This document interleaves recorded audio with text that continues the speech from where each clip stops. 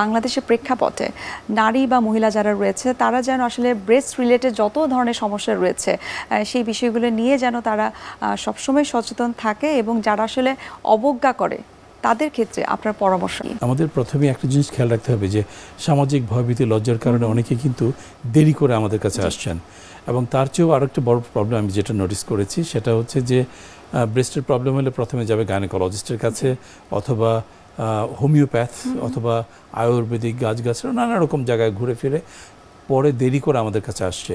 কিন্তু আমাদের এটা শিওর হতে হবে এটা কোনো অর্থোপেডিক প্রবলেম না, এটা কোনো কার্ডিয়াক প্রবলেম না, এটা কোনো গাইনোকোলজিক্যাল প্রবলেম না।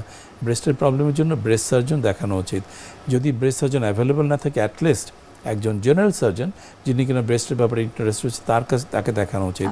ব্রেস্টের যদি কোনো ধরনের সমস্যা, চাকা বা আকৃতিগত পরিবর্তন বা কোনো খারাপ কিছু মনে যদি সন্দেহ থেকে থাকে তাহলে সরাসরি একজন ব্রেস্ট সার্জনের শরণাপন্ন হওয়া উচিত, অথবা কোনো জেনারেল সার্জন যার স্পেশালিস্ট ইন্টারেস্ট রয়েছে ব্রেস্টের উপরে তাদের কাছে দেখানো উচিত। এদিক সেদিক বা অন্য কোনো ধরনের অপচিকিৎসা এগুলো না করে, সময়ক্ষেপণ না করে, জীবনটাকে একবারে শেষ পর্যায়ে না এনে শুরুতেই যদি আমাদের কাছে আসে তাহলে কিন্তু একটা সঠিক চিকিৎসা দিয়ে আমরা সম্পূর্ণ সুস্থ করতে পারি।